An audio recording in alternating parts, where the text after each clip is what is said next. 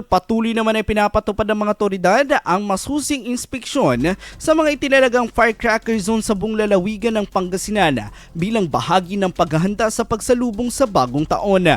Ayon sa Pangasinan Police Provincial Office, layunin nitong masiguro ang kaligtasan ng publiko sa gitna ng holiday season at tiyakin ang tamang pagsunod sa mga regulasyon para sa pagbebenta at paggamit ng paputok. Batay sa ulat, mahigit 300 tindera sa Pangasinan ang nabigyan ng permit para sa legal na pagbebenta ng paputok ngayong taon. Binigyan din ng ahensya ang kahalagahan ng pagsunod sa mga tinakdang requirements upang maiwasan ang pagkakansela ng kanilang permit.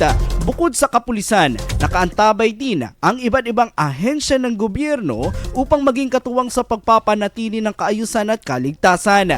Hinikaya ng mga otoridad ng publiko na tangkilikin lamang ang mga lehitimong tindahan ng paputok at huwag gumamit ng may pinagbabawal na uri upang maiwasan ang mga aksidente. IFM News. IFM News. IFM News. IFM News.